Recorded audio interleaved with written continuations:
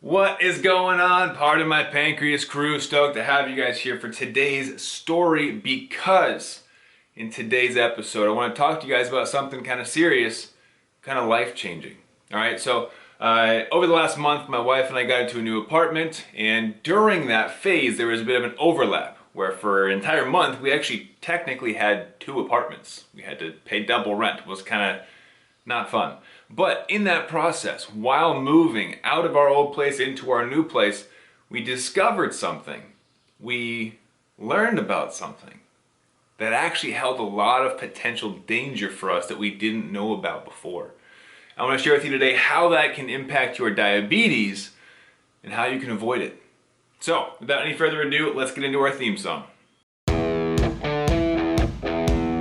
I've spent the last 10 years pushing the limits while identifying trends and patterns in my type 1 diabetes management. Follow along as I learn, apply, and share the fitness, nutrition, and lifestyle strategies that I've learned from diabetes experts around the world. The real question is, how can we live fearlessly with diabetes while maintaining stable blood sugars? This podcast is here to give you the answer. My name is Matt Vandervecht, head coach and co-founder of FTF Warrior, and welcome to Part of My Pancreas. Alright crew, so you heard me talking about moving, right? About a month ago, my wife and I moved into a new spot, and I'll tell you a quick story about how that worked. We were looking at apartments for about 6 months. My wife is an amazing apartment hunter, looking at different ones, finding the right spots. Finally found this place and said, you know what, let's go, we're taking it. And they were like, what? And we're like, yes, we will move in tomorrow. We need this spot, this is worth it, and we want to move in before anybody else takes it. Now, reason that we were so ready to go is because we had already gotten burned in other situations. We had gone in and said, hey, we love this spot, we're going to think about it a little bit, take a week and think it over, and less than a week later, we get an email or a phone call saying, oh, sorry, you didn't act fast enough, somebody else took it.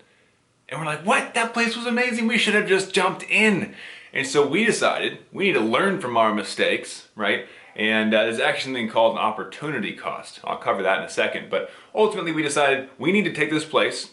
It is what we want. We need to stop wasting time thinking about stuff. We've thought about it long enough, and there's an entire false belief we can get into about anybody who says, I need to think about it, when they already know their answer, is stupid, right? And I am that person as well. I have made that same mistake. Oh, I want to think about it. In my head, I know that I wanted those apartments, but I wanted to take time because I didn't want to jump into something and then feel stupid later. And then I felt stupid later because I missed the great apartments, right? So ultimately, a lot of us fall into this way of thinking where I want to think about it is really, I want to procrastinate, right? I don't want to make the wrong decision, so I'm going to hesitate and, oh darn, the opportunity is gone. So there's this thing called opportunity cost, and we knew that when we jumped into this apartment, we were going to have to pay 30 days at our old apartment because we didn't give 30 days notice. We found out that day we want to move. Oh, great. Well, let's give our notice real quick, right? A 30 days notice to our old apartment so that we can move. So there was an overlap where we knew we would be paying double rent. Oof, that's not fun. Now, I mean, it's a little bit fun driving back and forth and thinking to myself, I'm driving to my second apartment, right? Like, that's kind of cool. Like, oh, it's 15 minutes away. My other apartment, you get to think I'm all fancy. But then you're like, oh, right, I'm paying 2 rents right now. This is stupid. Anyways, that's a different topic.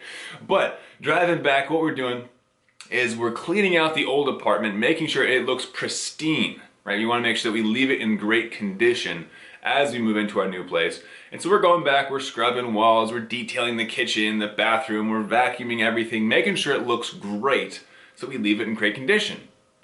Now, here's the thing. While we're moving out, while we're cleaning, removing all the furniture, we have a look around the property, we hear some people chatting. There's black mold in the apartment. The freaking apartment had black mold in it. And for those of you who don't know, black mold is toxic. It's very bad for you. It can cause a series of health conditions and issues. There was black mold in the apartment complex. Not ideal. Now, we knew it was a less than ideal apartment when we first moved in.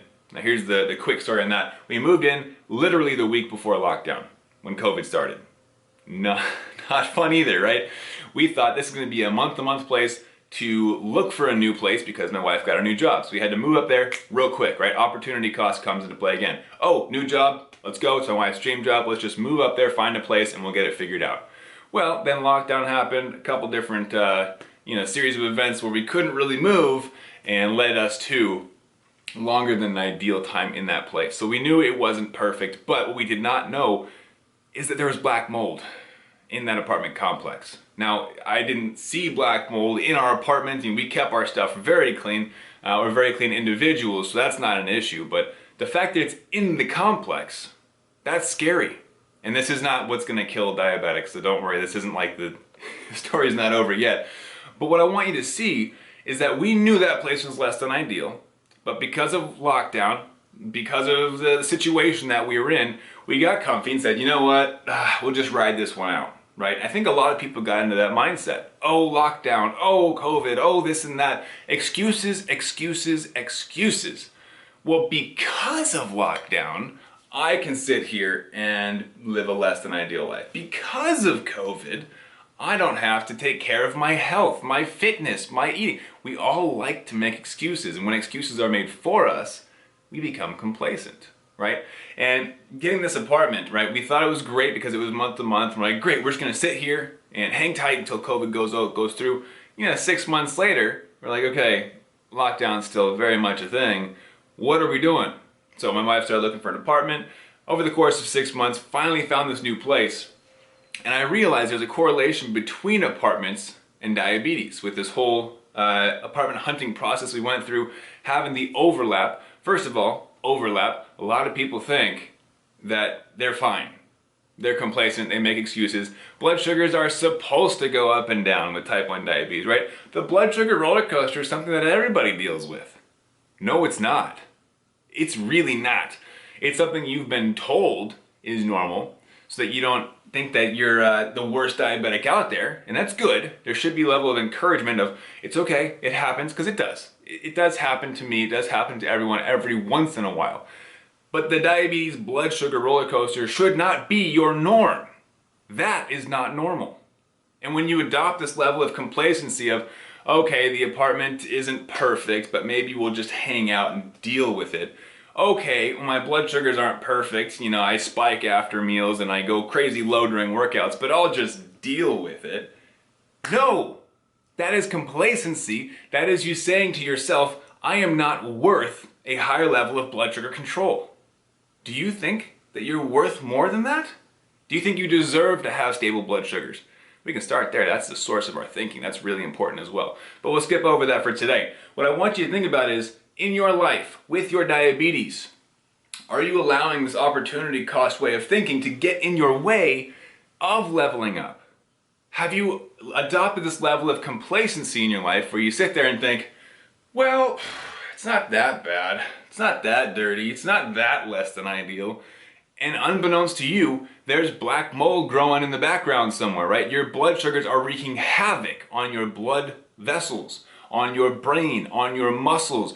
It's going to lead to things that you don't want. Complications, right? At what point in your life will you experience enough pain to say, you know what? I'm done with this. Enough is enough. Blood sugars need to be controlled. I will do whatever it takes. What does it take to get to that point? And I'll tell you a story from my life. You may or may not be familiar with this, but a couple years ago, I almost died because of blood sugars. I was in a foreign country by myself, and I almost died from a low blood sugar. Now that's obviously a big summary. There's a lot more that goes into that story, and that's for another time. But what I want you to understand is that I had that rock bottom moment where I thought to myself, holy crap, I almost died. This needs to change. Something needs to change. My blood sugars need to be more controlled. I need to have more certainty behind what I'm doing. I need to understand what the heck causes blood sugars to go up and down. That led me obviously down my own path of discovering the 80-20 blood sugar formula, of experimenting on myself for years, researching, talking to medical staff. That led me down that path.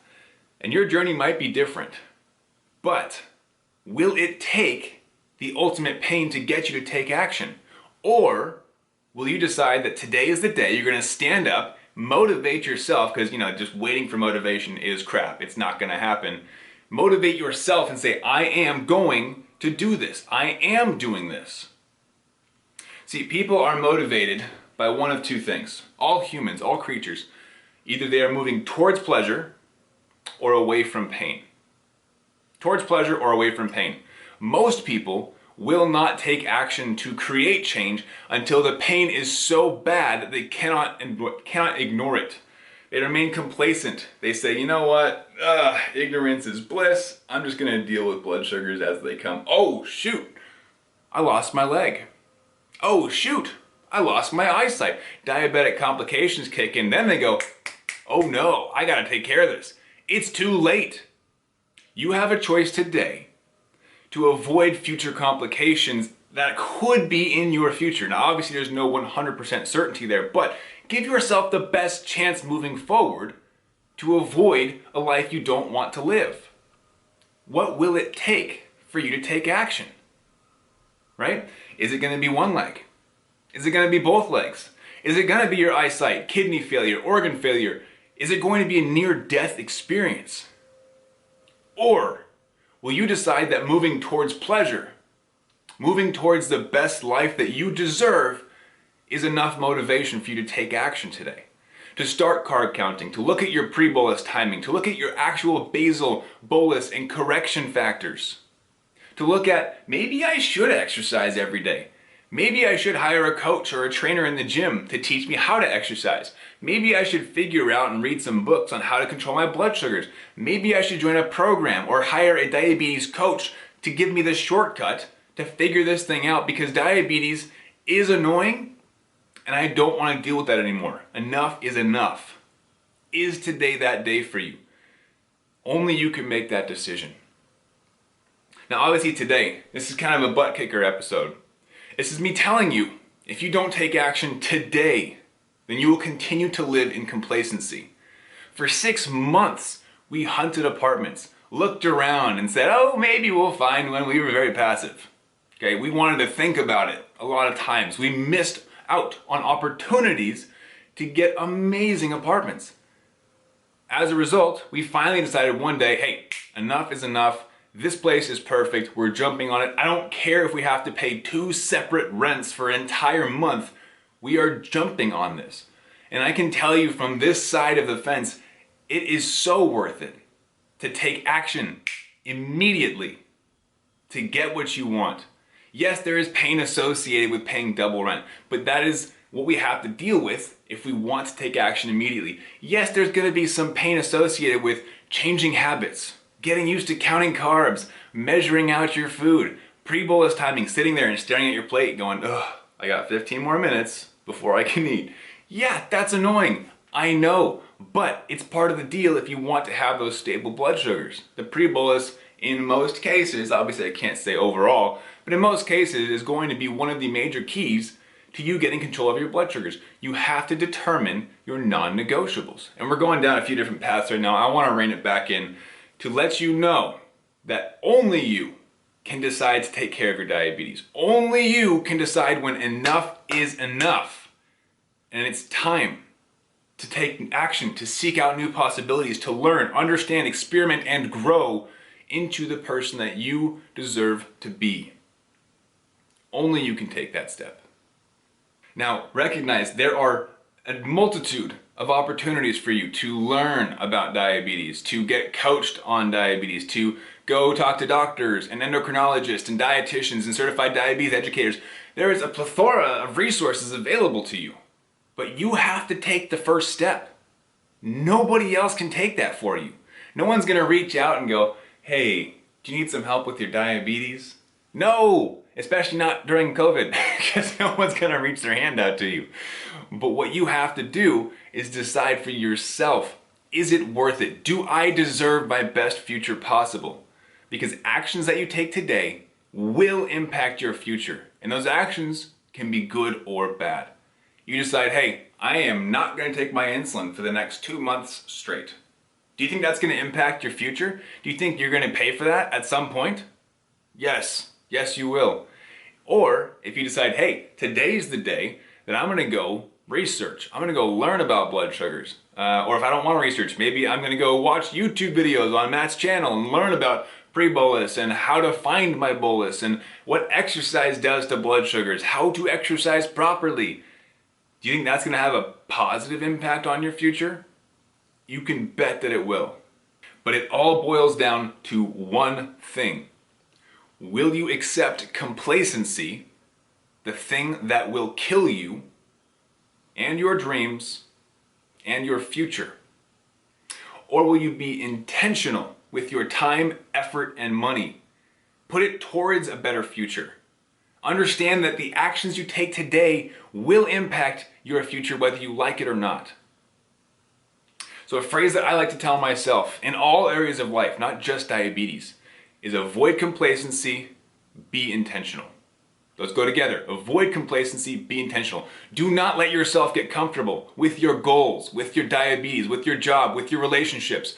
Avoid complacency in every area of your life. Be intentional with your time, energy, and money. Be intentional.